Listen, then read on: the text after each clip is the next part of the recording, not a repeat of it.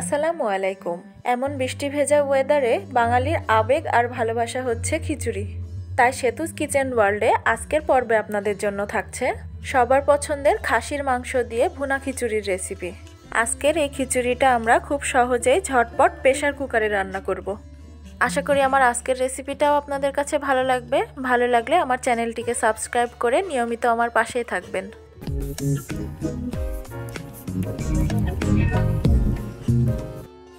রেসিপিটি তৈরির জন্য প্রথমে আমি এখানে 1.5 কেজি পরিমাণ খাসির মাংস লবণ, হলুদ আর লেবু দিয়ে খুব ভালোভাবে ধুয়ে পরিষ্কার করে নিয়েছি। এতে করে খাসির মাংসে যে বাজে স্মেল থাকে সেটা একেবারেই দূর হয়ে যাবে। এখন এই মাংসের সাথে আমি 1 টেবিল চামচ পেঁয়াজ আর 1 টেবিল চামচ রসুন নিয়ে নিয়েছি। সাথে দিয়েছি 1 চা চামচ জিরার গুঁড়া আর 1 চা চামচ গরম মশলার গুঁড়া, আর দিয়েছি 1 চা চামচ আদা বাটা, পরিমাণ মতো লবণ এবং স্বাদ মতো মরিচের গুঁড়া। এখন এই সবগুলো উপাদান একসাথে ভালোভাবে মেখে 1 ঘন্টা মতন রেস্টে রাখছি। 1 ঘন্টা পর একটি কড়াইতে 4 টেবিল চামচ রেগুলার খাবার তেল নিয়ে নিচ্ছি। এখন এর মধ্যে 3 থেকে 4টা তেজপাতা ছিঁড়ে দিয়ে দিচ্ছি। এই সময় চুলার আঁচটা মিডিয়াম রাখতে হবে, না হলে তেজপাতা দেওয়ার সাথে সাথে পুড়ে যেতে পারে। আর তেজপাতা দেওয়ার সাথে সাথেই এর মধ্যে দিয়ে দিচ্ছি ধুয়ে পরিষ্কার করে রাখা 750 গ্রাম চিনি গুঁড়া চাল। আপনারা চাইলে এখানে রেগুলার খাবার চালটাও ব্যবহার করতে পারেন, আবার বাসমতি চালটাও ব্যবহার করতে পারেন। তবে আমার কাছে এই রান্নাটা চিনি গুঁড়া চাল দিয়েই বেস্ট মনে হয়। এখন দিয়ে দিচ্ছি 4টা লবঙ্গ, 4টা এলাচ এবং কয়েক টুকরা দারুচিনি। এখন এই চালটাকে খুব ভালোভাবে মিডিয়াম আঁচে সময় নিয়ে ভেজে নিতে হবে।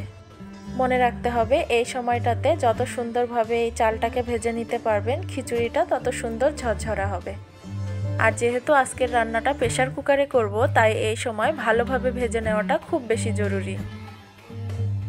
মিডিয়াম আঁচে প্রায় 10 মিনিট সময় ধরে খুব ভালোভাবে এই চালটাকে ভেজে নিয়েছি।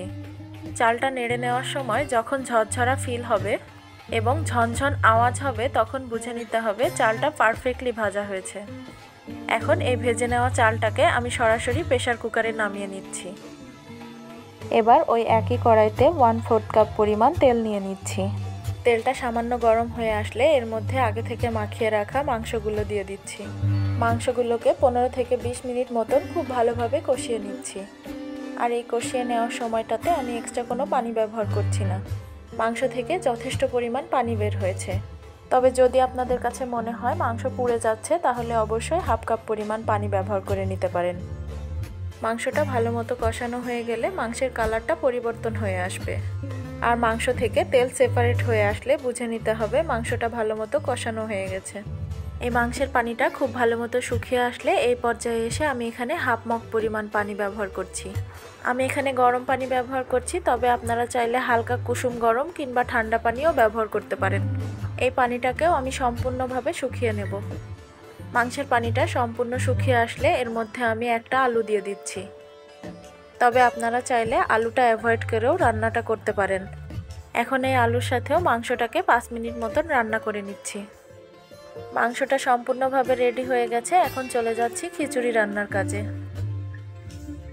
এখানে আমি 750 গ্রাম চিনি গুঁড়া চাল ভেজে রেখেছিলাম। এখন এই চালের মধ্যে আমি 250 গ্রাম মুগের ডাল ভালোভাবে ধুয়ে পরিষ্কার করে দিয়ে দিচ্ছি। ডালটা আগে থেকে ভাজা ছিল। ডালটা যদি বাজার থেকে কেনা না ভাজা ডাল হয় তাহলে অবশ্যই ডালটাকে আগে ভেজে নিতে হবে। চাল আর ডাল সহ আমি মোট 1 কেজি পরিমাণের জন্য 1.5 কেজি পরিমাণ মাংস নিয়েছি। এখন এই রান্না করে রাখা মাংসগুলোও এর মধ্যে দিয়ে দিচ্ছি। এবার সবগুলোকে একবার ভালোভাবে নাড়াচাড়া করে মিক্সড করে নিচ্ছি।